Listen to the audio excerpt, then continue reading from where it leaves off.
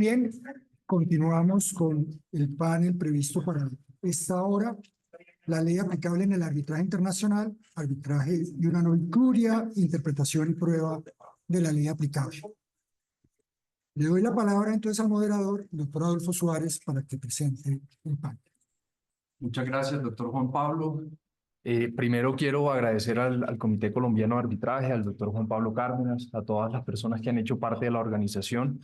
En esta oportunidad me ha correspondido la gran responsabilidad de moderar este panel de lujo conformado por el doctor Juan Pablo Cárdenas, por el doctor Antonio Aljure, por el doctor Juan Felipe Merizalde y por la doctora Cristina Mejía, respecto de quienes, por ser un hecho notorio, voy a obviar su presentación de perfiles y además por aprovechar el tiempo de este panel para discutir sobre las reflexiones que ellos nos van a compartir sobre la aplicación de la ley, la determinación de la ley en el arbitraje internacional y particularmente sobre algunas discusiones que se han dado en torno a lo que tiene que ver con la determinación de la ley aplicable en materia de arbitraje internacional, su determinación, su interpretación y su prueba, y ahondar un poco en cuáles han sido las distintas posturas en relación con la carga que tienen las partes para demostrar en el arbitraje internacional los aspectos relevantes de la ley aplicable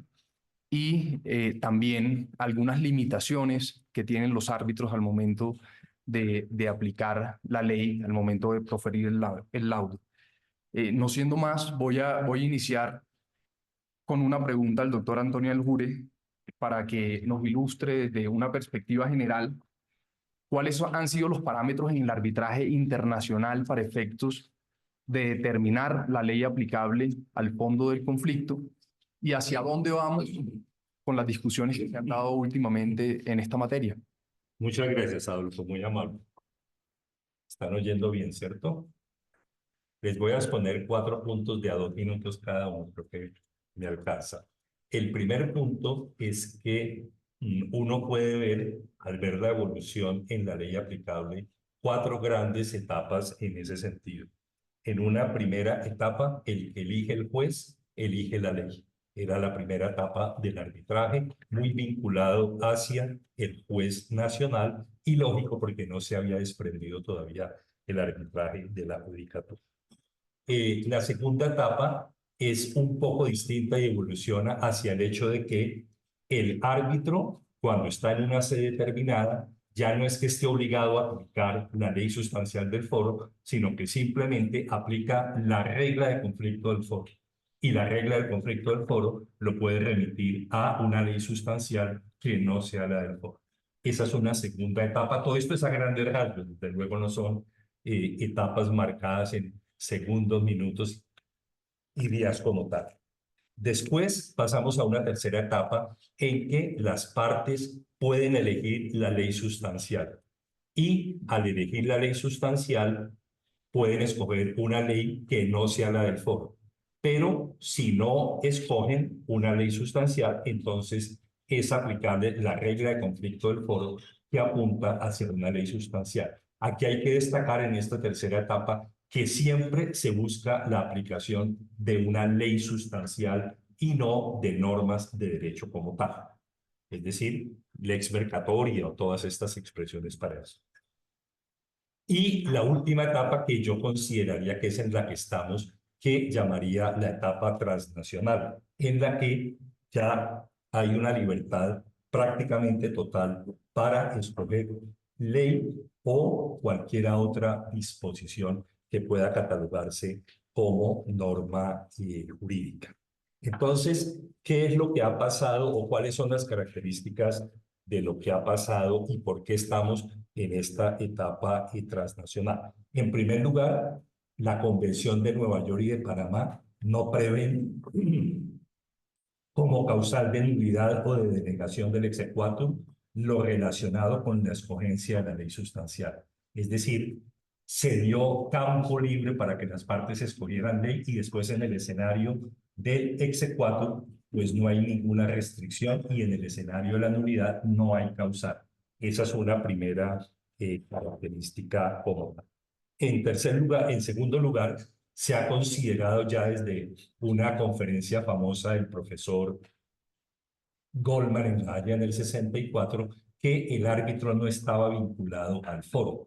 Es decir, que el árbitro es una especie de persona que llega de afuera, se sitúa como una plataforma en cualquier país y sin tener prácticamente ninguna vinculación, bueno, prácticamente no, pero poca vinculación con el foro, entonces le permite escoger libremente una ley o una norma de derecho como tal. Esa es una característica muy importante para la escogencia de la ley.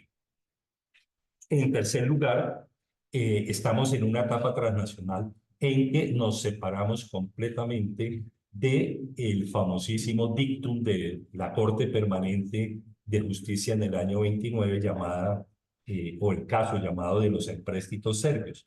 La Corte Permanente, el órgano judicial de la ONU, dijo palabras más, palabras menos, que todo contrato entre partes que no sea un tratado internacional está regido por una ley nacional. Eso significa un mundo binario en que los acuerdos y la contratación internacional sí no es una consideración de tratado como tal, entonces necesariamente tiene que estar regida por una ley, lo cual excluye la aplicación de normas de derecho. Eso ha hecho evolucionar el mundo de la escogencia de la ley en dos expresiones que hoy día están aceptadas universalmente, que las partes o el árbitro en su defecto pueden escoger el derecho de un Estado o pueden escoger normas o reglas de derecho. De manera que la expresión regla de derecho o norma de derecho, rule of law en inglés o norme de loi en francés, significa que comprende el derecho, es decir, la ley como tal, y normas que no son derecho en el sentido formal. Nosotros lo tenemos consagrado en la ley de arbitraje y en todos los textos modernos de arbitraje aparece esa distinción como tal. En un tercer punto es qué pueden hacer los árbitros y qué pueden hacer las partes en general. Pues hoy día las partes y en su defecto los árbitros podrían escoger una ley de un país o una ley que no tenga vinculación con el caso, que es una revolución verdadera porque la vinculación era para proteger contra el fraude a la ley. Hoy día eso se liberó pues completamente. Pueden escoger una norma o una ley que esté derogada. Pueden escoger una ley que no estando derogada, el pacto arbitral diga la vamos a fijar en el tiempo, cosa que si se modifica, se aplica la ley que estaba derogada. Pueden también escoger una norma de derecho, es decir, una ley que no, perdón, una norma que no sea una ley como tal. Pueden escoger una ley, y aquí tal vez es donde la doctrina tiene más dudas, cuando escogen una ley que anula el propio contrato. Sin embargo, la tendencia general es a respetar la escogencia que han hecho las partes. Eso lleva a que en el mundo que estamos viviendo, y con esto paso a la cuarta etapa y última etapa de lo que les quería decir, es el hecho de que para mí se está formando en esta etapa transnacional un nuevo corpus arbitralis o unos nuevos principios generales de derecho que prácticamente ha aceptado o han venido aceptando o van a aceptar con el tiempo los grandes sistemas jurídicos del mundo, mejor todos los países del mundo, porque los grandes sistemas ya lo tienen aceptado. Esos principios generales de derecho que en la concepción del artículo 38 del Estatuto de la Corte Internacional de Justicia corresponden a, por un lado, los propios principios del derecho internacional público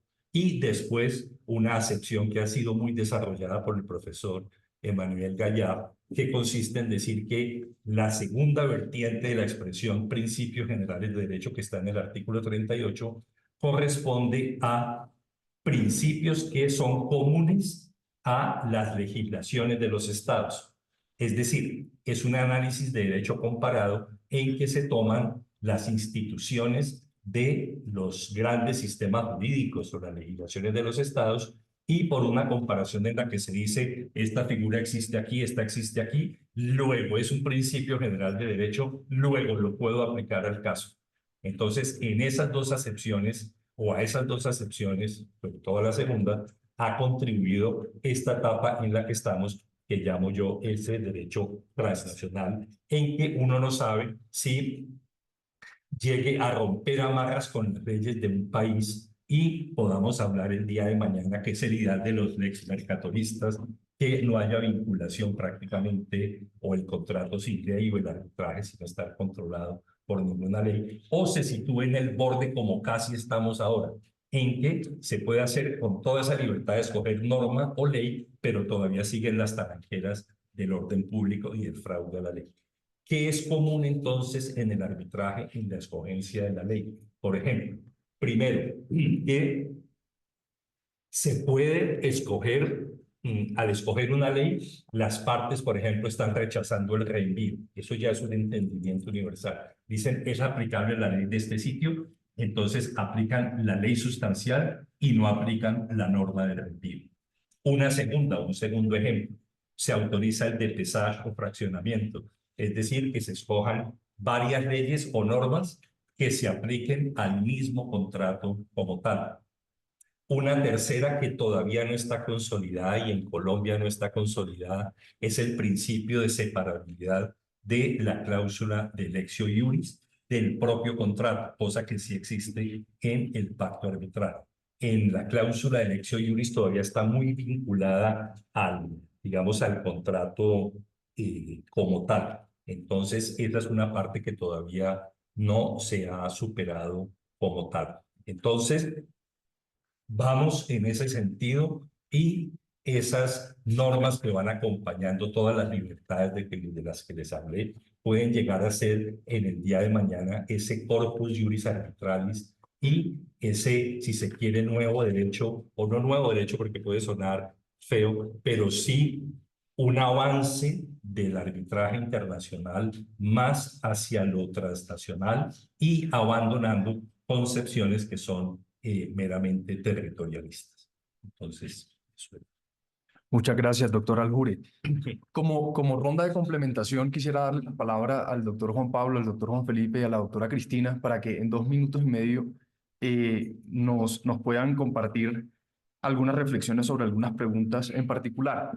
Decía el doctor Aljure que en Colombia no se ha desarrollado todavía la teoría de tener como autónoma la cláusula en la que las partes seleccionan la ley aplicable. Hay casos incluso, doctor Cárdenas, y esta pregunta se la formulo a usted, en los que la discusión puede ir en torno no solamente a la legislación aplicable al fondo del conflicto, sino también a la legislación aplicable a la cláusula compromisoria o incluso a la facultad que tienen las partes para arbitrar. Esa selección de una norma para el fondo del conflicto puede trasladarse incluso al pacto arbitral y puede trasladarse incluso a la determinación de la facultad de las partes para arbitrar. Muchas gracias.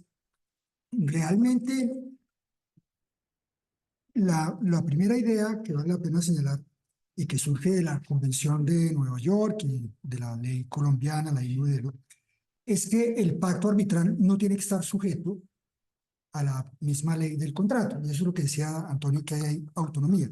No dice lo mismo para la cláusula de selección de la ley aplicable, pero sí lo dice claramente respecto al pacto arbitral.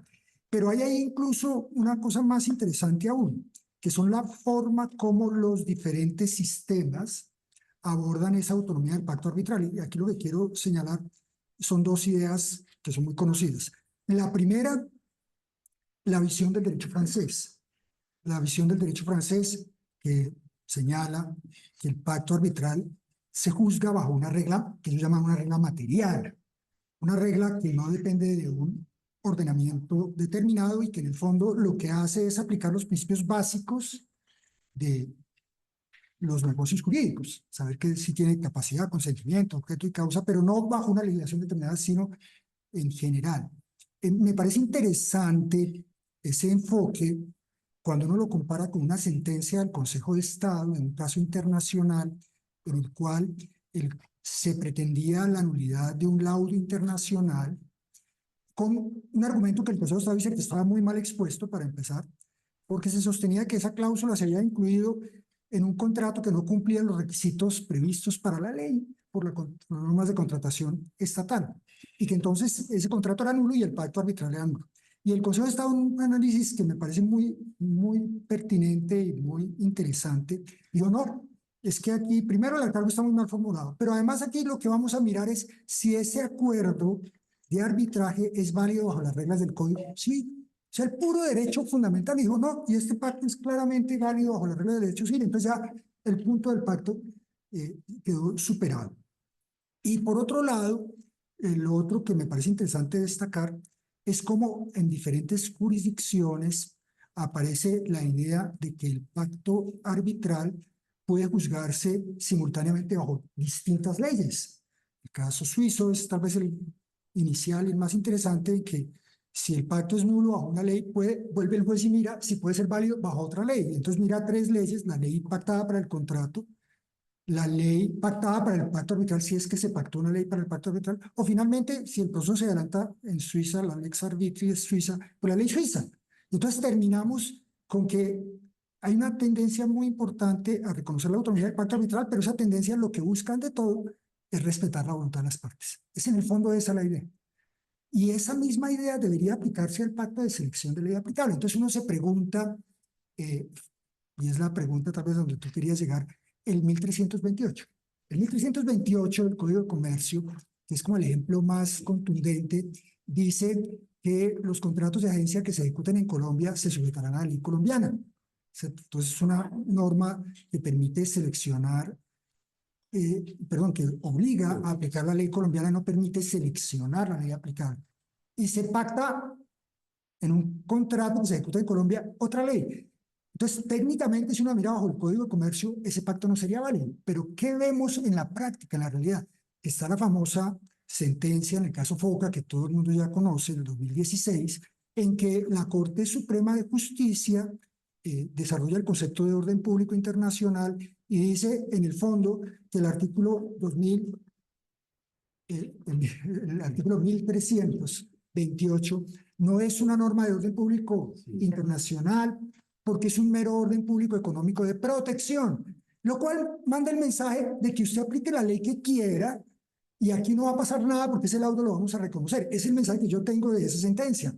Entonces, si uno mira eso, parecería la jurisprudencia reconocer en el fondo indirectamente un alcance, una autonomía de esos pactos de ley aplicable, porque ese contrato, si mi memoria no me falla, en ese caso de Foca, decía que se aplicaba la ley de Texas. Entonces creo que sí se está reconociendo la autonomía por esa vía indirecta. Decir que es que no vamos a anular eso, pues se aplicará en Colombia. Muchas gracias, doctor Juan Pablo. Perdón la extensión. No se preocupe. El doctor Juan Pablo introduce una segunda pregunta que quería formularle al doctor Juan Felipe, y es, ¿cómo terminan interrelacionándose esos pactos de ley aplicable y sobre todo al momento de la ejecución de los laudos cuando tenemos pues leyes como la que menciona el doctor Juan Pablo en otros países que aparentemente excluyen esa posibilidad de las partes de elegir la ley aplicable? Muchas gracias, doctor Adolfo, y obviamente muchas gracias al Comité Colombiano de Arbitraje por esta amable invitación. Los árbitros siempre han tenido la dificultad cuando están interpretando y aplicando un pacto de ley aplicable de ser cautelosos con el lugar no solamente de revisión de anulación del laudo, pero también el lugar de su ejecución.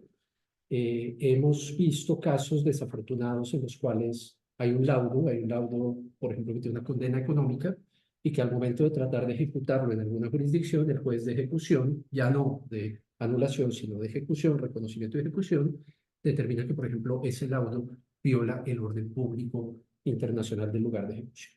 En ese caso, lo que es muy importante es que las partes y los árbitros hagan un ejercicio cauteloso durante la fase arbitral de ver que las cuestiones que están siendo debatidas no vayan a tener algún tipo de problema a la hora, repito, de la validez del laudo por la anulación, pero también del reconocimiento de ejecución.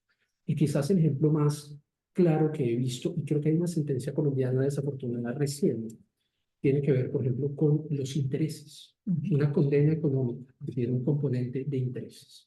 Entonces, supongamos que usted, el contrato prevé un porcentaje de intereses en caso de que haya una condena económica o hay una deuda en el contrato y hay una tasa de interés.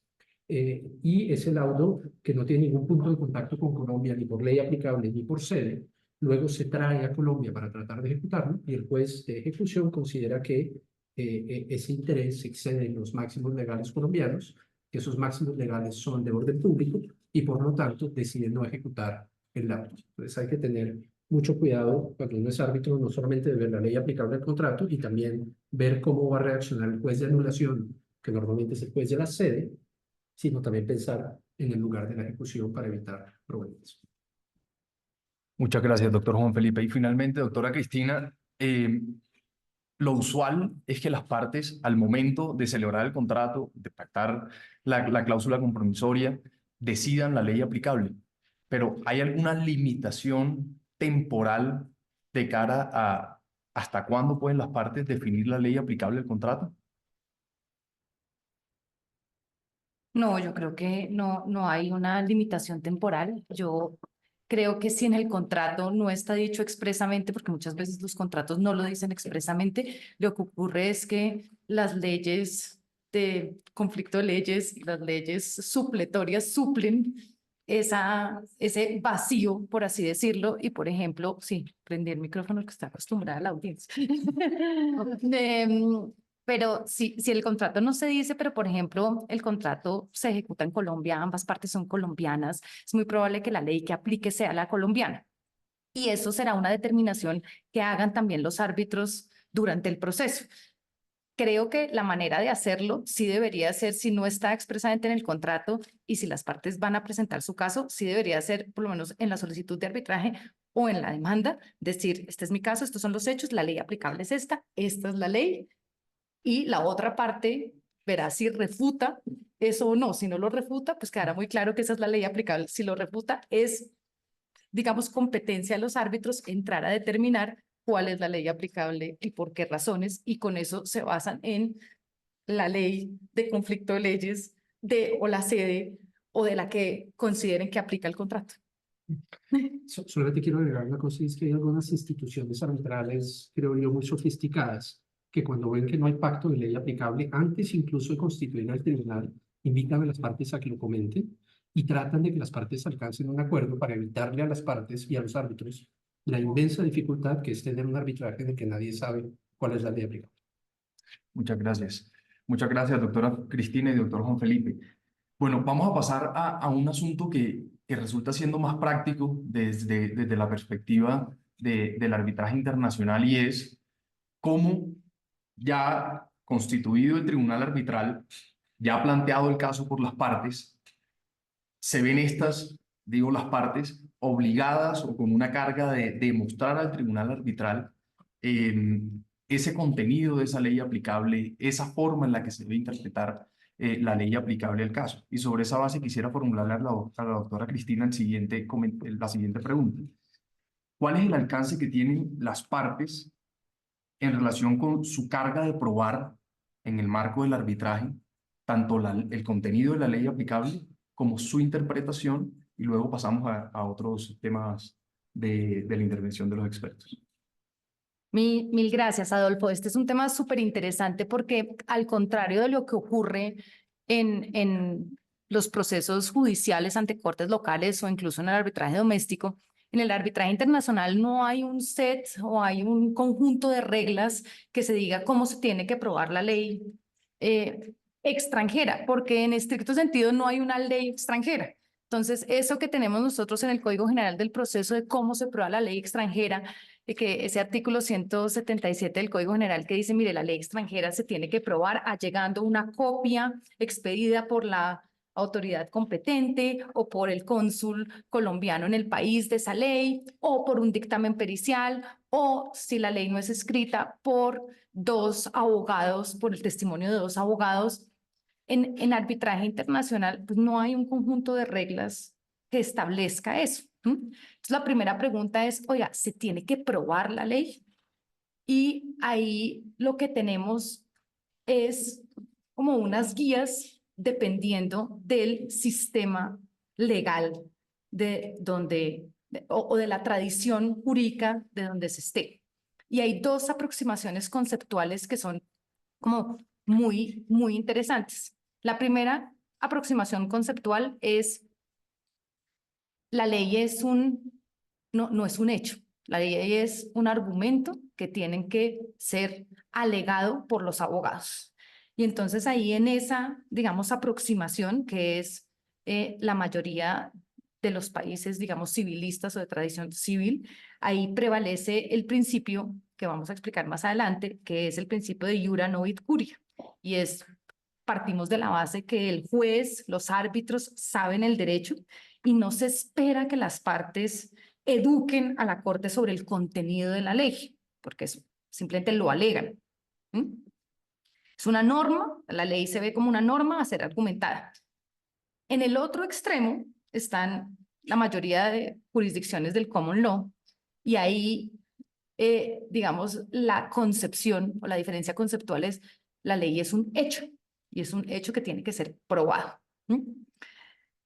En arbitraje internacional, la tendencia es que los árbitros pueden considerar cualquier fuente para establecer el contenido de la ley aplicable, sea presentada como prueba, como un hecho, o sea alegada por los abogados.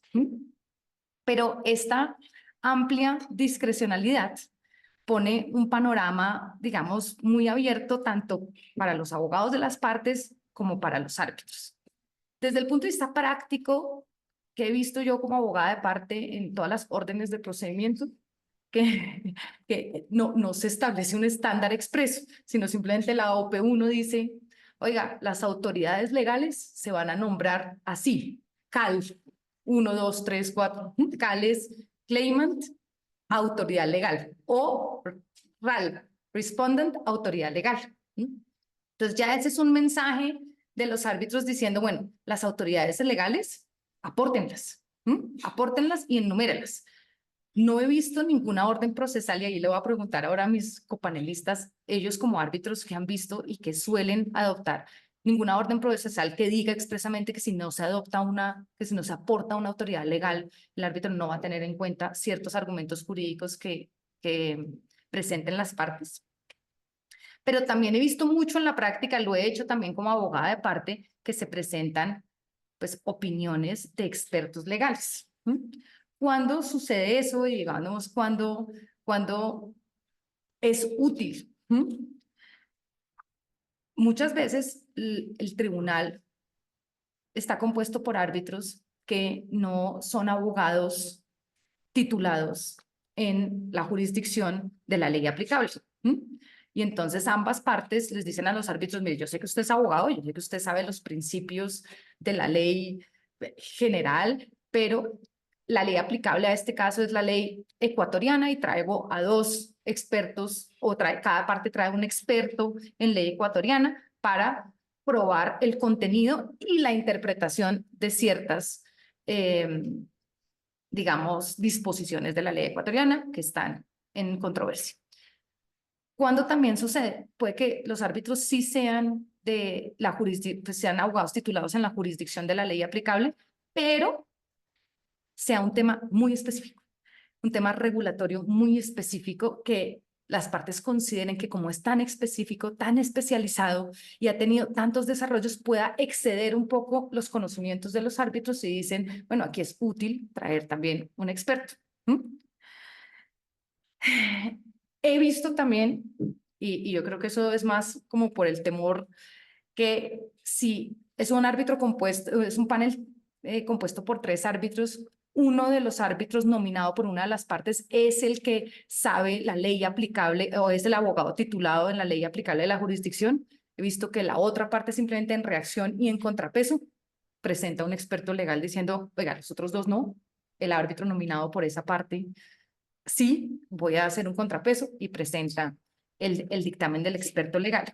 Otra, digamos, otra circunstancia donde suele ser práctico es cuando hay muchas leyes aplicables porque simplemente el marco contractual de la disputa involucra, por ejemplo, subsidiarias de diferentes jurisdicciones y entonces hay que tener en cuenta la aplicación de varias leyes. Ahí también es útil tener expertos legales. En una encuesta, lastimosamente no muy reciente, porque no hay encuestas recientes de eso, de Queen Mary, decía, mire, en el 77% de los arbitrajes se usan expertos. ¿Cuáles son los expertos que mayoritariamente se usan? Son expertos financieros y contables para el tema de daños. ¿Cuándo se usan expertos legales? Entonces hicieron un conteo en el 2012 y solo en el 13% de los casos donde hay expertos se usan expertos legales, porque realmente tampoco es muy común.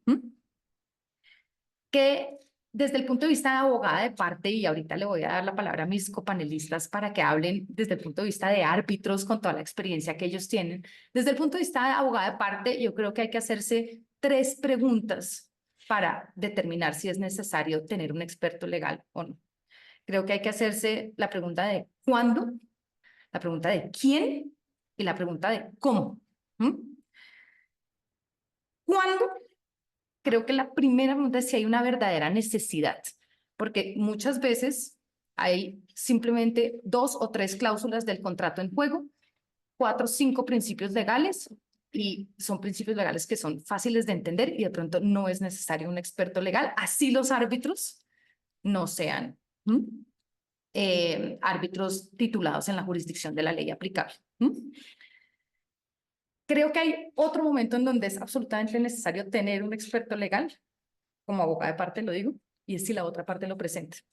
Si la otra parte presenta al experto legal, pues uno tiene que presentar su experto legal para, digamos, hacer el contrapeso. He tenido casos, pues que obviamente no puedo dar el detalle, pero en que los 3 abogados, entre los 3 árbitros son abogados colombianos titulados. Había temas complejos de ley colombiana. Y la otra parte, pues, trajo un experto legal y, por supuesto, ahí es útil uno como abogado aparte tener su experto legal, aunque los 3 árbitros sean abogados colombianos. Ahora, creo que, por ejemplo, si son abogados colombianos que son con mucha experiencia, muy especializados, uno sí puede estar, digamos, y la ley aplicable es la ley colombiana, creo que así sean temas complejos, puede estar tranquilo con que ambos abogados aleguen, digamos, los argumentos jurídicos, se presenten las autoridades legales y no haya la necesidad de presentar un dictamen. ¿Quién? Y esta es una pregunta como también muy práctica. Desde mi perspectiva, desde mi opinión, yo creo que es muy importante traer a un verdadero experto. Y ahí creo que los profesores con una trayectoria académica muy importante, que hayan estudiado muy bien los desarrollos de la interpretación de la ley, que conozcan muy bien los precedentes, es muy importante. Se usa muchísimo también ex magistrados, creo que es la combinación perfecta, es profesor y ex magistrado. Esa es la combinación perfecta. Y también muy importante, y también esta es una cosa muy práctica, y es que tenga habilidades de comunicación para poder explicar el problema jurídico de manera clara, porque a veces uno hace lo contrario, trae un experto, que ya nadie entendió. ¿Cómo? Y esta tal vez es la parte más difícil. Creo que uno tiene que ser muy cuidadoso en el alcance de ese dictamen legal, porque si es un dictamen legal, pero que además se mete mucho en los hechos, con un riesgo terrible de que el contrainterrogatorio se fundamente en los hechos del caso y que se tumbe toda la opinión legal por conocimiento excesivo o desconocimiento de los hechos. Entonces, lo ideal sería que uno pudiera simplemente decirle al experto, diga cómo se aplica esto en abstracto, cómo se ha entendido esta norma en abstracto, pero a veces eso no es posible. Y entonces les pongo un ejemplo. Cuando, por ejemplo, las partes, ya claro, no lo he tenido, este es un ejemplo de la imaginación, cuando las partes por ejemplo, están discutiendo la naturaleza de una cláusula que impone una sanción. Si esa es una cláusula de una sanción conminatoria o es una cláusula penal de estimación de perjuicios. Eso en principio podría ser una explicación abstracta, pero ¿qué ocurre si hay un pacto de las partes o una negociación precontractual que habló de la función de esa cláusula? Y entonces ahí la pregunta es, bueno, ¿deberíamos dar toda la información a ese experto? Y yo creo que la respuesta es sí, y ahí sí es importante que tenga los hechos del caso, porque si no, cualquier interpretación que dé, que no tenga en cuenta el contexto de las negociaciones precontractuales, pues va a ser fácilmente desestimada en audiencia cuando digan, sí, perfecto que esto sea en abstracto, pero es que resulta que en este caso usted revisó esto, usted revisó esto, usted revisó esto. No. Ahora, creo que hay casos en donde no es necesario y si se pone a revisar, es más peligroso. Pero simplemente como para concluir, yo creo que los expertos legales sí son muy útiles. Creo que es una práctica cada vez más usual tener expertos legales en esos casos en donde es relevante, es útil y es necesario incluso. Pero creo que tampoco los abogados de parte podemos pecar simplemente por traer expertos legales cuando perfectamente los argumentos legales permiten que ambas partes presenten sus alegaciones, no como un hecho que hay que probar, sino como una alegación que puede ser presentada por los abogados. Pero voy a parar y le voy a dar la palabra a mis panelistas para que ellos, ya no como abogada de parte, sino como árbitros, nos cuenten qué han visto, qué les parece útil, etcétera. Quiero iniciar por una pregunta de complementación al doctor Aljure y le quisiera preguntar lo siguiente. Ya la doctora Cristina nos comentaba esas dos teorías de la ley como hecho o la ley simplemente como un argumento de parte, y le pregunto, en la práctica, ¿de qué debería depender que los árbitros escojan una de las dos tesis? ¿Tiene ello que ver con la ley sustancial aplicable a la resolución del conflicto o tiene ello más que ver con la teoría y cultura jurídica de los árbitros? Mi respuesta está marcadamente inclinada hacia el hecho de que la ley debe conservar su naturaleza de ley, es decir, una regla general, impersonal y abstracta en la que, subsumidos unos hechos, se dé la consecuencia del caso. Eso porque toda la literatura, por lo menos de los principios generales de derecho, las guías de derecho, los principios de la Haya, las convenciones internacionales siguen haciendo esa distinción. Entonces a mí me parecería que es lo adecuado y es lo correcto. Y lo otro es que en las órdenes procesales, por ejemplo, cuando las partes han escogido la ley aplicable, generalmente lo dicen. Yo he visto, por ejemplo, que cuando no es muy claro el punto, el tribunal no se casa y no se compromete al comienzo porque puede ser pues una jugada precipitada, ¿sí? Pero yo tendría la tendencia a hacer esa separación entre la norma y el hecho, porque es que corresponde no solamente a la literatura y a las convenciones y a las guías y a todo lo que uno quiera examinar, sino porque es la propia formación del abogado como tal. Es que la derivación del derecho como hecho se mete en campos pues que son difíciles de manejar como tal, porque llega un momento en que se confunde el hecho del caso mismo con un hecho que sea una ley. Yo solamente digamos, lo aceptaría entre comillas cuando se considera un hecho para efectos de la prueba, en el onus probandi. Ahí sí me parece que alcanza todo su vigor y toda su necesidad. Pero más allá de eso, no creo. Muchas gracias, doctor Aljuri. Doctor Juan Pablo, y la doctora Cristina también mencionaba un aspecto asociado al alcance de la función que tienen los expertos legales, y particularmente en los casos en los que, como el que mencionaba la doctora Cristina, hay lugar a interpretar una cláusula contractual en el que se debe indagar sobre la voluntad realmente que tuvieron las partes al momento de celebrar ese acuerdo.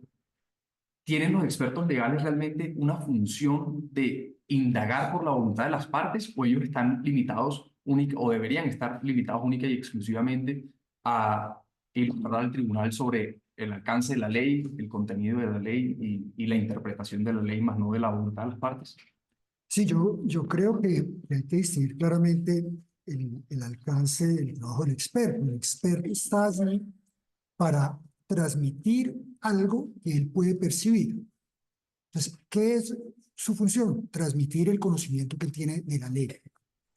Se volvería una prueba de oídas. Es que la intención de las partes era tal y yo encontré que era tal. No, esa no es la función del experto. El experto es decir, en derecho mexicano, por ejemplo, para poner el caso, de acuerdo con lo que han dicho los tribunales mexicanos, hay que respetar ese texto del contrato. Pues, punto. Ya usted decida, señor árbitro, si toma en cuenta estas pruebas de la intención o no. No cabe, me parece a mí,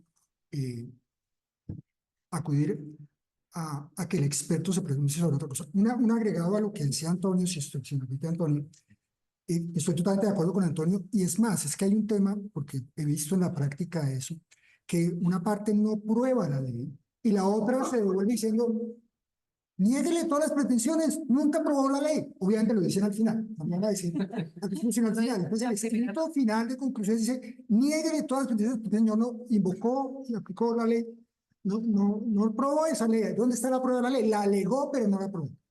Y yo creo que si uno mira las normas internacionales, uno encuentra que esa conclusión no tiene cabida, por una razón sencilla, porque las normas internacionales prevén, por ejemplo, la posibilidad de que un laudo se dicte sin participación de la parte contraria, un laudo en ausencia, en contumacia.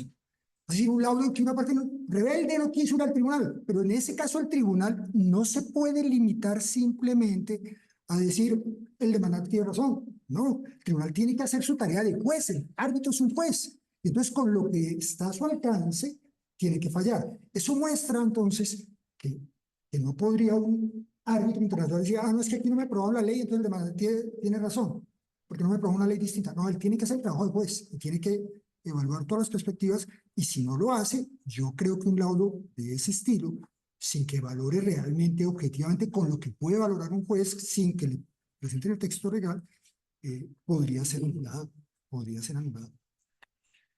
Y doctor Juan Felipe, para complementar esta parte de la prueba de la ley sustancial aplicable, quisiera preguntarle a ustedes en su experiencia, no solamente como árbitro, sino como abogado de parte, por dos recomendaciones prácticas de cara a la práctica, valga la redundancia, de la prueba del experto legal, porque ve uno muchas veces en las audiencias al experto legal incluso diciéndole a los árbitros qué es un contrato en Colombia y temas muy básicos. Entonces, ¿cuáles serían dos recomendaciones prácticas que de su experiencia daría? Yo la primera es, le diría a las partes, quizás desde la perspectiva muy limitada que he tenido de árbitro, los expertos legales no ayudan tanto. Y sobre todo los expertos legales que a veces presentan las partes, y yo lo he hecho como parte, creo que me he equivocado, que pretenden educar al tribunal de unas cosas supremamente básicas. El contrato es ley para las partes. En caso de discrepancia en dos cláusulas, hay que buscar una que genere efecto útil para ambas. Y los árbitros saben eso, son los mejores expertos legales que puede haber, son los árbitros. A veces sí hay necesidad. A veces hay cuestiones muy sensibles de derecho, en especial cuando los árbitros no tienen la nacionalidad o conocimiento de la ley aplicable. Pero para mí esos expertos legales deberían presentar un informe de 10 o 20 páginas máximo y no enseñarle a los árbitros pues las distintas reglas de interpretación de los contratos del Código Civil local, porque pues para eso pongan computadores y ya. El segundo, lo dijo la doctora Cristina, pero lo quiero resaltar, los expertos legales deberían ser expertos sobre los temas jurídicos, más no sobre los hechos. A mí me encanta cuando soy abogado de parte y me presenta un experto legal que entra a calificar todo lo que ha dicho sobre la base de los hechos del caso. Porque para mí es el contrainterrogatorio más divertido. Es el que menos va a conocer los hechos. Y es al que me lo voy a meter, metiéndome, mostrándole las cartas, mostrándole los incumplimientos. Ese es el eslabón más débil de un caso.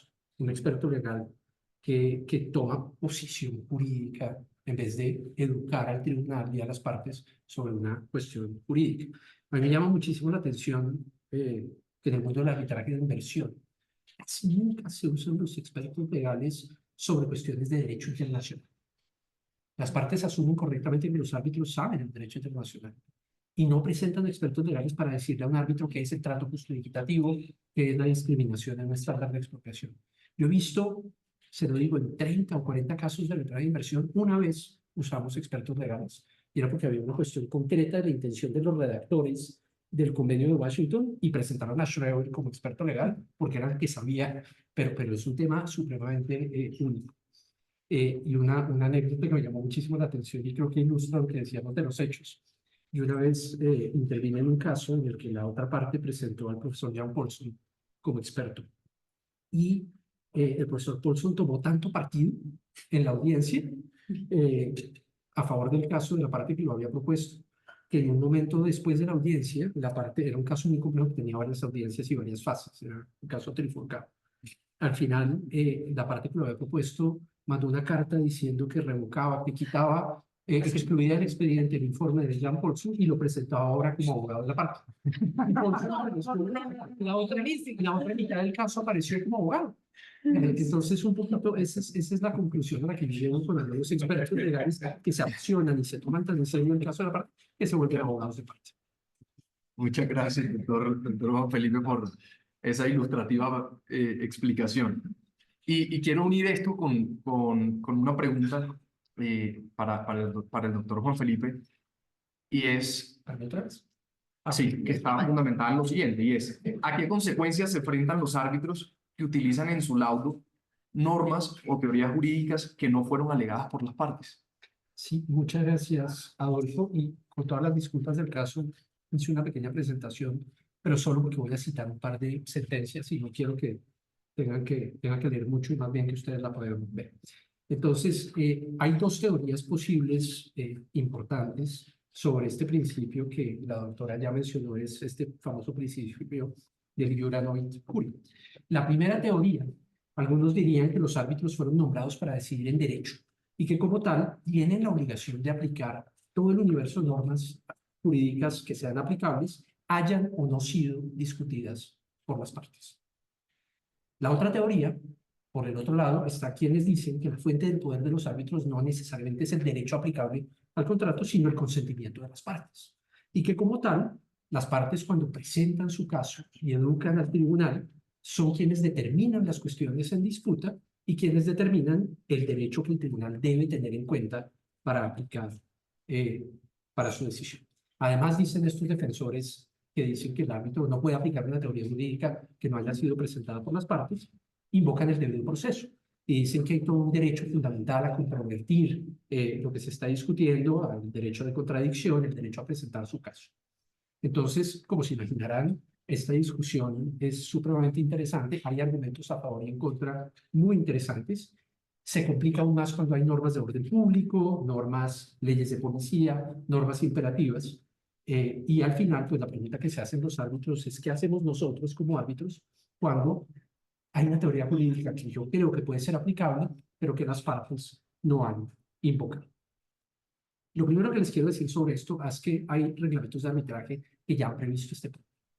Ustedes tienen en la pantalla el reglamento de la Corte Internacional de Arbitraje de Londres, y disculpas que no sale acá, pero ese reglamento de la LCIA dice en el artículo 22.1.3 que el árbitro, y cito del inglés, tiene el derecho, digamos, el poder, es la palabra, de hacer sus propias investigaciones sobre cuestiones que le parezcan necesarias, incluidas tomar la iniciativa de identificar relevant issues, temas relevantes, and ascertaining relevant facts and the laws, determinar las leyes que son aplicables. Entonces uno diría, bueno, el CIA claramente, allá en Londres, como dice para la gente de Londres, como diría la salsa, en Londres sí se puede que los árbitros apliquen la ley que no haya sido invocada por las partes.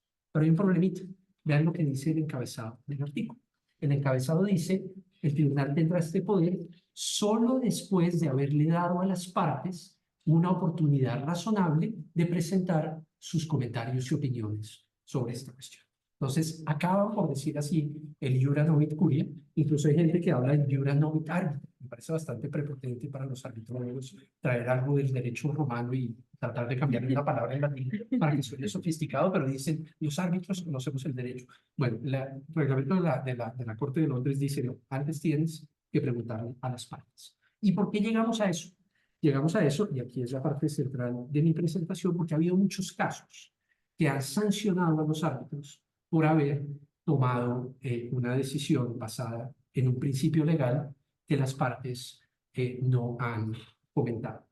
No sé si alguien arriba nos puede ayudar a que salga en la pantalla de acá lo que estoy presentando, pero No, no es posible. ¿no es posible? No es Bueno, posible porque existe. entonces me van a tener que creer. Sí, sí, sí, le creemos totalmente. El primer caso, Señora. el primer caso justamente con el CIA es un caso de la Corte, de la Alta Corte de Inglaterra y Gales del año 2007. Los hechos del caso era una compraventa de una máquina remolcadora para hielo. No sé qué sea eso, pero de eso se trataba el caso. La compradora alega que la máquina que le dieron era defectuosa y centra su caso en una defensa de producto defectuoso. La otra parte, obviamente, alega que la máquina fiera y presenta un certificado de autenticidad. El tribunal concluye, viendo el certificado de autenticidad, que era certificado de otra máquina. Entonces, el tribunal dice, bueno, parece que esta máquina hay un problema con el certificado, y la parte demandante siempre invocaba breach of contract, violación del contrato. El tribunal en su laudo decide cambiar la teoría legal para conceder daños y se va por la vía de las misrepresentations, del engaño, el dolo incidental, diríamos los civiles. Y eso tuvo una consecuencia con la cuantificación de los daños. ¿Y por qué lo hizo el tribunal? Porque creyó que bajo el principio dame los hechos, yo te daré el derecho. Por haber falsificado ese certificado, lo que había hecho la parte era que había misrepresented a la otra. En ese caso, la Corte le anula el laudo al tribunal, diciendo, como tienen en pantalla los que pueden ver en el Zoom, que el tribunal debió haberle dado a las partes una oportunidad razonable de presentar sus argumentos sobre lo que consideraba el tribunal an essential building block in its conclusions, un elemento central de sus conclusiones. Ese mismo razonamiento lo tienen en pantalla, lo encontramos en la Corte Superior de Quebec. No voy a leer el fallo por tiempo, pero antes de que me digan, entonces esto es un problema del common law, los voy a invitar a que veamos un poco qué han dicho los franceses al respecto. Y en Francia encontramos exactamente la misma decisión. Encontramos el caso de la Société Engine Austria contra Don Trade. Es un caso también CCI, en el que la compradora había comprado una máquina embotelladora de botellas plásticas, una máquina que fabricaba botellas plásticas. La parte compradora dice que la máquina no funcionaba suficientemente bien, no hacía tantas botellas como habían dicho que iban a hacer, y demanda por daños y perjuicios pidiendo el lucro cesante por todo lo que dejó de ganarse en 2 años al no haber alcanzado el número de botellas fabricadas que se había ofrecido. El tribunal, la otra parte obviamente niega los hechos, se opone, y el tribunal llega a una conclusión de que no se va por la vía de los daños y perjuicios, sino que declara la nulidad del contrato por imposibilidad sobreviniente. Imagínense un artículo 868 austríaco, que está la expresión alemana que tú podrás leer. Obviamente, esta teoría no fue alegada por las partes y la Corte de Apelaciones de París anula el auto. ¿Y por qué lo anula? Y les cito del francés, porque dice que está establecido que la regla, perdón, en este caso, las partes no alegaron ni pudieron comentar la regla de derecho invocada por el tribunal y que el tribunal, al no haber respetado el principio de la contradicción, ese es el argumento de la anulación, al decidir su decisión sobre la base de un medio de derecho que no fue alegado, haberlo hecho de oficio, incumplió la invitación de las partes a decidir el caso que le habrían. Entonces uno diría, bueno, en Inglaterra, Canadá y Francia no pueden los árbitros aplicar una teoría jurídica que no haya sido invocada por las partes. Eso es palabra final, eso es la definición del problema. La única sentencia que ha sido ampliamente comentada, que llegó a una conclusión distinta, fue una sentencia de la Corte Federal Suiza, en la que ocurrió lo mismo. La Corte tomó la decisión, el tribunal CCI también tomó la decisión sobre la base de una norma que había sido invocada por las partes, pero el tribunal respetó el laudo de los árbitros. ¿Y qué dijo el tribunal suizo? Dice, en Suiza el derecho de audiencia, el derecho a la audiencia, se refiere sobre todo a la determinación de los hechos. El derecho de las partes a ser interpretadas sobre cuestiones jurídicas no es reconocido sino de manera restrictiva. Como regla general, según el adagio iura novit curia, los tribunales estatales o arbitrales aprecian libremente las consecuencias jurídicas de los hechos y pueden también decidir sobre la base de reglas de derecho diferentes a las invocadas por las partes. En consecuencia, siempre que el convenio arbitral no restrinja la visión del tribunal arbitral a los fundamentos invocados por las partes, estas no tienen que ser oídas específicamente sobre las consecuencias jurídicas derivadas de las reglas de derecho y no anula el auto.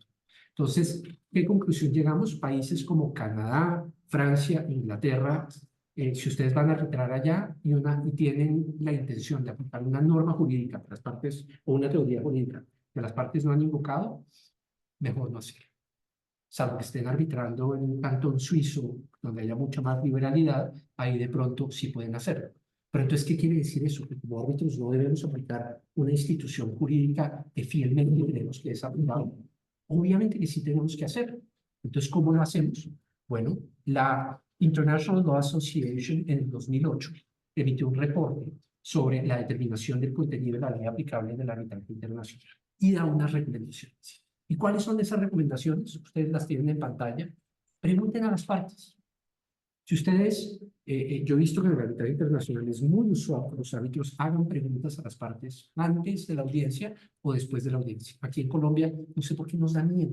A los árbitros, si no hicimos una pregunta oralmente en una audiencia, luego nos da miedo mandarla por email a las partes. Eso es muy normal en el arbitraje internacional.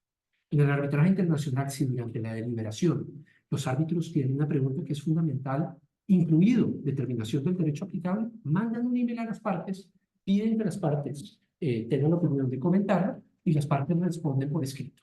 Y eso, con eso se curan en salud, garantizan el debido proceso y sobre todo cumplen la obligación que les impone el derecho y la cláusula compromisoria de aplicar el derecho aplicable. Muchas gracias, doctor Juan Felipe. Doctora Cristina, ¿algún comentario en relación con estas dos posturas de tener que darle la posibilidad de contradicción a las partes respecto de la ley que van a aplicar los árbitros y que no ha sido alegada por ellos? ¿Eso no parecería o estaríamos inclinados hacia la teoría de tener la ley como un hecho que debe ser presentado por las partes y probado ante el tribunal? ¿O?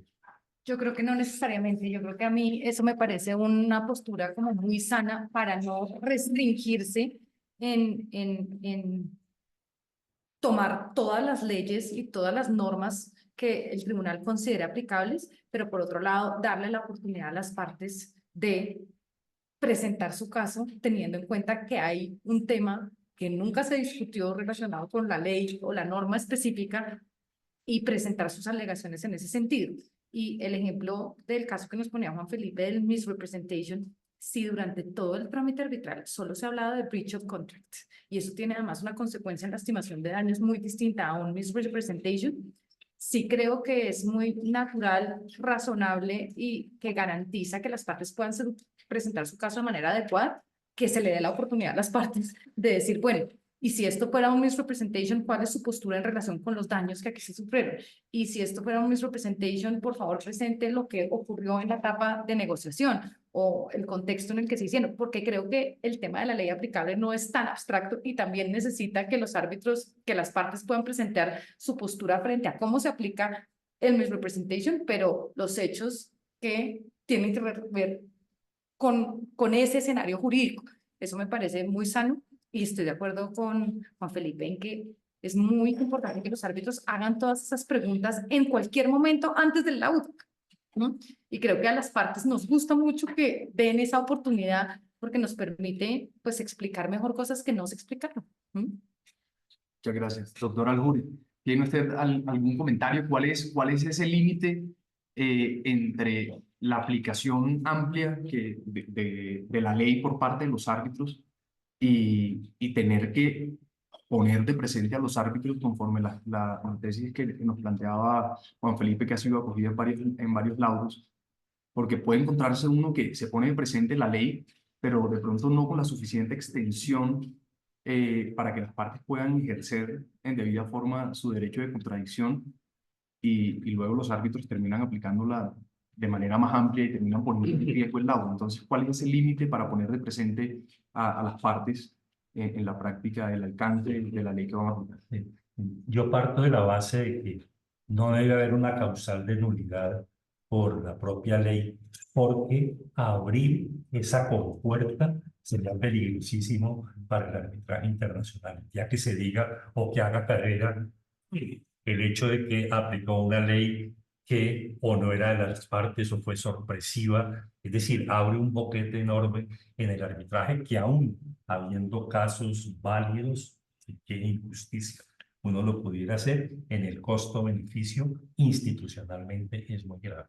En segundo lugar, una cosa es que el árbitro aplique una ley que no estaba prevista por las partes, y otra cosa distinta es que aplicando la misma ley surja una teoría que está en esa misma ley, pero que no se había discutido. Son dos frases distintas como tal. Entonces, la no aplicación o la aplicación de una ley que no fue prevista por las partes no debería, si se ha de caer ese laudo, no debería ser por una aplicación de ley como tal, sino más bien derivado del principio del contradictorio, del equilibrio de las partes. Y si alguna de las partes insinuó la teoría, aún podría caber en el mundo del stopper. Pero cuando se aplica la teoría que está prevista en la propia ley, a mí me parece que ese laudo debe guardarse incoloro. Y doctor Juan Pablo, la misma pregunta que le hice al doctor Albures, pero al contrario, porque ¿qué ve uno en la práctica?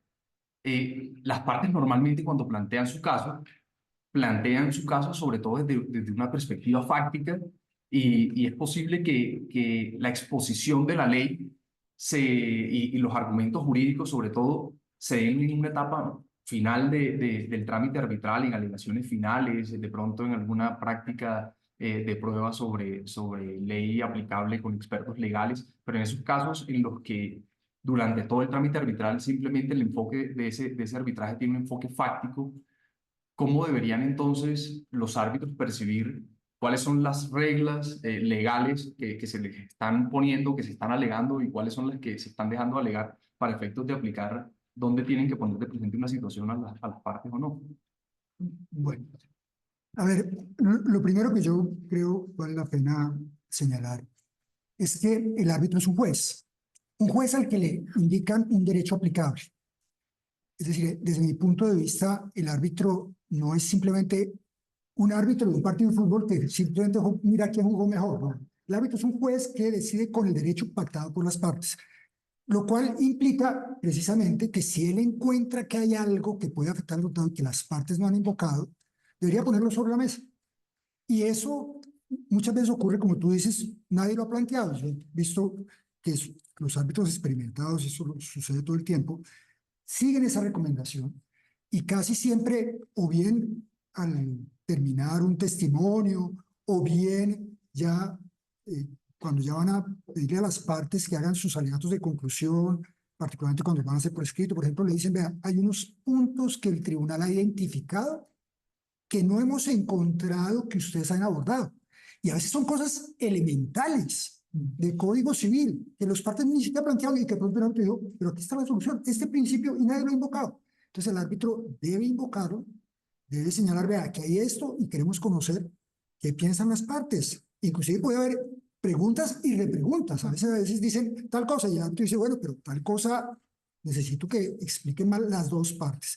Inclusive porque a veces ocurre que aparecen casos. Por ejemplo, las partes citan casos y el árbitro frente a ese caso que citaron le gustaría conocer si ese caso es una decisión aislada, si ese caso es una decisión reiterada, si ese caso sigue una tradición. Entonces ahí es donde es muy importante la pregunta del árbitro y la pregunta del árbitro también a los expertos para ver realmente qué son tan independientes son los expertos, porque el peor experto es el que uno ve que está claramente jugado por una parte y que a todo le busca cómo acomodarlo a la parte. El mejor experto, como dice Juan Felipe o la doctora María Cristina, es el que realmente lo ve uno como un profesor.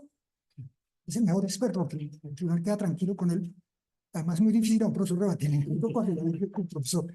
Ahí hay un tema que siempre es muy preocupante con los expertos y es el hecho de los expertos litigantes, pero litigantes domésticos, por ejemplo, que cuando van al contexto internacional, entonces van a defender la teoría que defienden a nivel interno, que además aquí ha sido derrotada. Yo he visto varios casos. Aquí todos se han derrotado, todo el mundo los ha derrotado, y allá van a decir, es que esta es la teoría aplicable. Entonces, ahí sí tiene que fiarse uno de que la otra parte va a ser capaz de demostrar, vea, ese señor está diciendo algo que no es verdad, vea todas las decisiones que ha habido que contradicen lo que él sostiene. Entonces ahí se vuelve muy importante la contradicción del espectro. Muchas gracias, doctor Juan Pablo. Doctor Juan Pablo, y terminamos la ronda de preguntas principales con usted, porque hay casos en los que es muy fácil determinar cuál es la ley aplicable, pero sin duda alguna hay casos grises, incluso negros, en los que se presenta una gran dificultad para efectos de determinar cuál es la ley aplicable al caso. Sobre esa base quisiera preguntarle a usted, en su experiencia, por en qué casos particularmente se presentan usualmente dificultades para determinar cuál es la ley aplicable al caso en concreto. Sí, yo he visto unos casos que plantean dudas muy grandes sobre ley aplicable, o por lo menos a mí me han planteado dudas muy grandes sobre ley aplicable. Uno que parece muy sencillo, y es la responsabilidad precontractual. Y ese caso surge de algo muy elemental. Normalmente en los contratos la ley dice, este contrato sujetará a tal ley. Pero resulta que el pacto arbitral es más amplio. Este pacto arbitral tiene por objeto que los árbitros resuelvan todas las controversias relacionadas con este contrato. Entonces, la responsabilidad precontractual se vuelve tema del arbitraje. Sin embargo, el pacto arbitral, o perdón, el pacto de ley aplicable está circunscrito al contrato y el otro es una responsabilidad normalmente extracontractual en muchos países. En algunos países es contractual, pero muchos, la mayoría, diría yo, la responsabilidad precontractual es una responsabilidad extracontractual. Entonces, ¿cómo la juzga? Porque la verdad es que cuando mira el derecho comparado, hay muchas aproximaciones sobre la responsabilidad precontractual. ¿Cómo la juzga? Y ahí uno encuentra dos apreciaciones que podría hacer. Una, bajo los principios de derecho internacional privado, como hecho ilícito. Es decir, bajo esa tendencia que podría ser en alguna época donde se causó el daño, pero ahora más bien donde se sufrió el perjuicio. Es el esquema que adopta Roma II, el reglamento Roma II, es donde se causó el perjuicio. Entonces, adoptar donde se causó el perjuicio. Pero si uno mira, ya ha habido casos de esos. Yo he visto casos, no voy a citar, de la CCI, por ejemplo, donde se han adoptado los esquemas o los criterios para determinar la ley en materia de responsabilidad extracontractual. Pero hay otros casos que me parecen más interesantes, que parten de la idea de que finalmente los árbitros normalmente buscan la ley que más estrechamente esté relacionada con el caso y terminan entonces aplicando la ley contractual, que curiosamente también está en Roma II como criterio, que la responsabilidad precontractual es la responsabilidad, se juzga bajo la ley del contrato. Entonces hay ese primer caso que es dudoso, pero que uno, siguiendo estándares internacionales, parecería que debería juzgarlo teniendo en cuenta la ley contractual, porque finalmente las partes escogieron esa ley, entonces ese sería el caso. A pesar de que, como les digo, hay casos en los cuales se han juzgado distinto. Por ejemplo, hay un caso suizo en el que el tribunal suizo dijo que eso se juzgaba bajo la ley donde se hicieron las negociaciones, por ejemplo. Pero ese es un primer caso que quería plantearles. Pero otro caso que me parece muy interesante y muy complejo es el caso de la cosa juzgada. Porque uno piensa que la cosa juzgada es una cosa sencillísima. Es judicata y de eso puedo decir. Y eso es terriblemente difícil porque hay muchas aproximaciones. Para empezar, dos grandes temas. Por ejemplo, hay países en los que la cosa juzgada es solamente la parte decisoria de la sentencia. Lo demás no es cosa juzgada. No importa lo que se diga en toda la parte motiva, solamente la parte decisoria. Hay países en que la cosa juzgada comprende la decisión misma y la parte motiva. Pero hay incluso países que tienen un enfoque todavía más complejo, que consagran una institución muy cercana a la cosa juzgada, que es el collateral estoppel o issue preclusion, en virtud de la cual no solamente lo que para los países latinos es cosa juzgada, forma parte de la decisión vinculante, sino también otras cosas que se hayan decidido, incluso con efectos favorables para terceros. Lo que se exige es que sea un tema que el juez haya revisado, que que la parte contra la cual se invoca el Tratado de Estocolmo haya tenido la oportunidad de defenderse plenamente de eso. Entonces, por eficiencia, y esa es una tradición de la common law, y particularmente hay fallos de Estados Unidos, eso debe entenderse por residuo. Entonces, ¿qué ley aplicamos ahí? ¿Cómo sabemos la cosa juzgada? ¿Cómo se juzga? Se juzga, por ejemplo, mando cosa juzgada de laudos arbitrales, porque además le invocan a uno la cosa juzgada. Es que en ese laudo arbitral ya se decidió. Caso Chevron. El caso Chevron, yo no fui árbitro ahí, entonces por eso no puedo hablar de él. En el caso Chevron se invocaba la cosa juzgada de otro laudo arbitral, y entonces la pregunta es, ¿ese laudo ya decidió? Ah, es que en la parte emotiva se dijo tal cosa, eso está decidido. Y entonces, ¿qué ley toma uno para decir la cosa juzgada? La del lugar donde se profirió ese laudo arbitral, el primer laudo, la lex arbitri de ese primer laudo, o la ley del lugar donde se va a proferir el nuevo laudo. Yo tengo que respetar eso. Entonces, ¿cómo lo decidimos?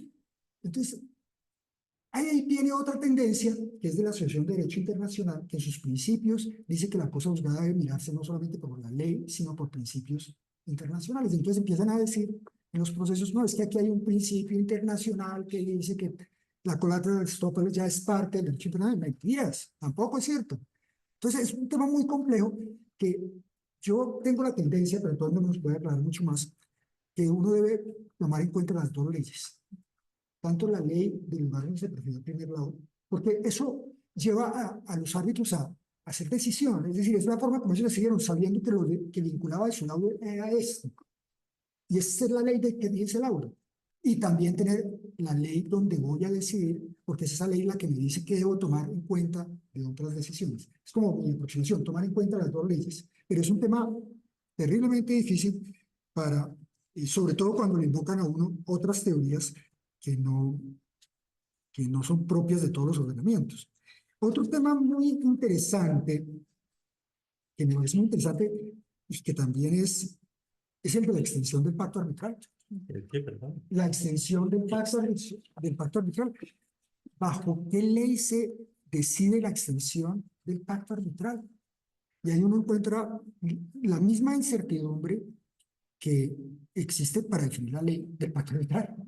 Y entonces, simplemente para citar un caso, el caso que todos conocen posiblemente, de Kavak contra Food Group, que eran unas empresas de Kuwait y de Arabia, y de Líbano, perdón, Kuwait y el Líbano, en el cual había un contrato celebrado entre Kavak y una compañía que se llamaba Oimasi. Y entonces era un contrato celebrado entre las dos empresas.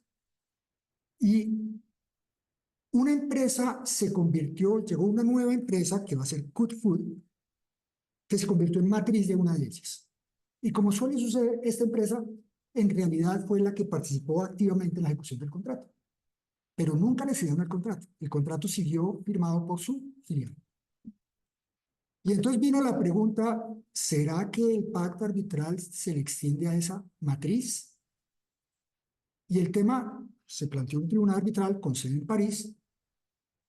El árbitro consideró que el pacto arbitral debía extenderse a la matriz porque era la que había participado en la ejecución del contrato.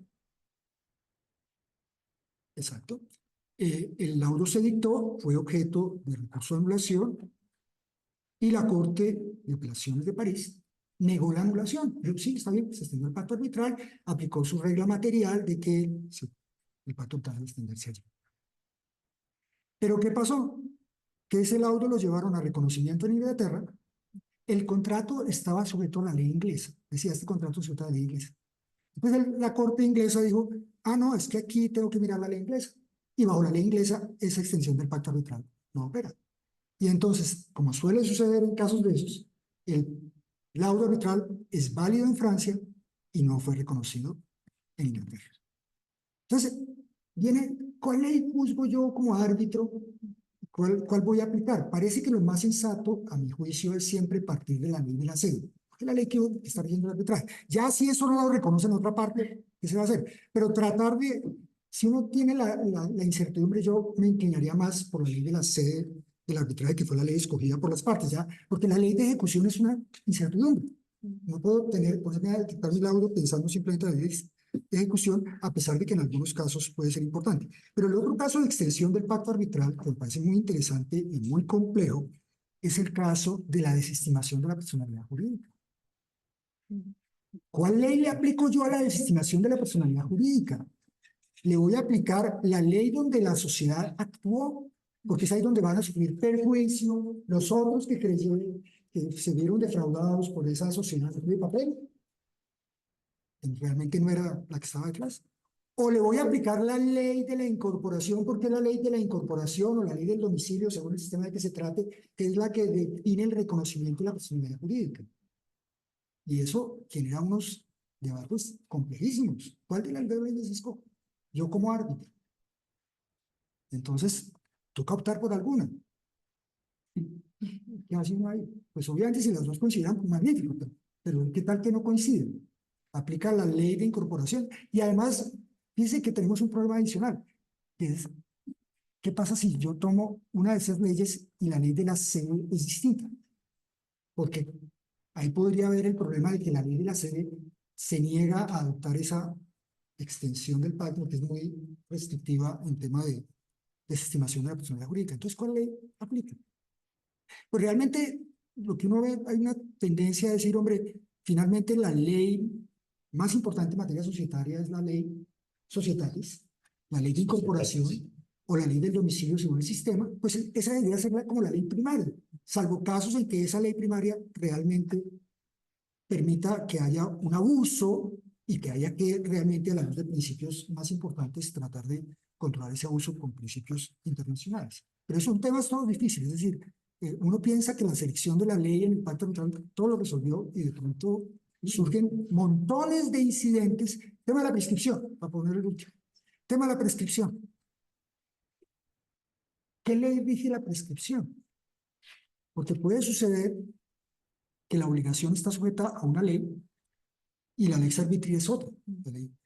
Y hay quien dice los términos de caducidad, por ejemplo, están dirigidos al juez. Entonces debería ser la lex arbitri la de la caducidad o incluso la de la prescripción o es la ley de la obligación. Por lo menos la visión tradicional, me corregirá Antonio, es que la ley de la prescripción normalmente es la ley de la obligación, la ley sustancial. Pero uno encuentra casos recurrentes en que se dice, no, es que esto tiene que ser la ley de la sede, porque es una ley de orden público aquí, y entonces hay que aplicar. Muchas gracias, doctor Juan Pablo. Con esta intervención completamos la hora y 15 minutos que nos habían asignado. No sé si los demás panelistas quisieran agregar alguna cuestión sobre lo mencionado por el doctor Juan Pablo y esos casos difíciles. Sí. Dos consideraciones. Una, normalmente, en cuanto a la desestimación de la personalidad jurídica, se abre un espacio de libertad para el árbitro porque en toda la tendencia internacional del espectro o el ámbito que comprende la escogencia de una ley, generalmente se dice que no aplica a las sociedades o al derecho societario. Entonces, cuando se escoge una ley, digamos que normalmente, como cuestión de principio, no se extiende al derecho societario. Luego abre un espacio para que el árbitro aplique, como lo contó el doctor Cárdenas, o bien la ley de la incorporación o bien la ley del domicilio. Entonces, eso es lo primero.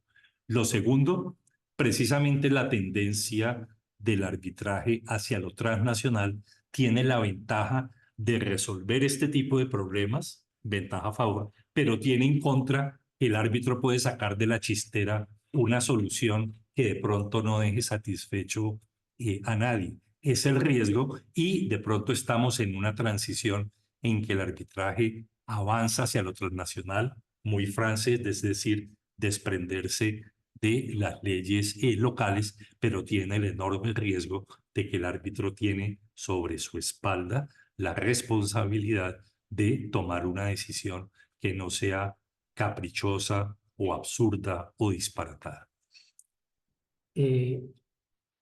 Tal vez en esos casos en los que no es muy claro cómo alegar mi caso, bajo qué ley aplicable, lo más prudente es hacerla sobre ambas. Yo tuve un caso en el que nosotros alegábamos extensión de la cláusula compromisoria a la parte no signataria por intervención, pero también levantamiento del velo societario. Y para ser prudentes, alegamos ambos países, el país de la sede y el país de la ley aplicable al contrato, que era el mismo de la sociedad. Pero en subsidio, No, alegamos ambos concurrentemente. concurrentemente, diciendo que entra el diablo y escoja. Y con ambas llegamos al mismo. Y bueno, viene la pregunta, ¿qué hacen los árbitros? Y yo creo que incluso los árbitros pueden también tomar una aproximación prudente. Y pueden decir, el tribunal considera que la ley aplicable a esta cuestión es la ley de la sede, analiza la cuestión y luego le hace a las partes un gran favor diciendo, en cualquier caso, si fuese la ley aplicable a la sociedad, el resultado sería el mismo. Sí. Se demoran 3 párrafitos más, pero probablemente el laudo es ejecutado. Blinda ese laudo. Sí, no, y en Chevron, en el caso Chevron, yo creo que el tema que fallaron allí de cosa juzgada, hicieron ese doble análisis. Si uno mira, hicieron ese trabajo, vea, esto no, pero si uno aplicara esa teoría, tampoco. Yo simplemente agregaría que incluso, ay, perdón, que simplemente agregaría que hay en ciertas instituciones jurídicas hay una doble complejidad y es la discusión si esa es una institución jurídica de derecho sustancial o derecho procesal. Y ese es, por ejemplo, el caso de la cosa juzgada, el caso de la caducidad. Porque si las normas de caducidad aplican, no aplican en arbitraje internacional, pues las leyes dicen, oigan, las normas locales de procesales no aplican, pero entonces no hay término de caducidad, pero entonces se aplica la prescripción. Creo que esas discusiones son interesantísimas, creo que tienen el problema que tienen diferentes resultados y yo tal vez apelaría a lo que dice Juan Felipe y es que uno se puede curar en salud alegando ambas cosas, no aplica, pero se aplica tal cosa.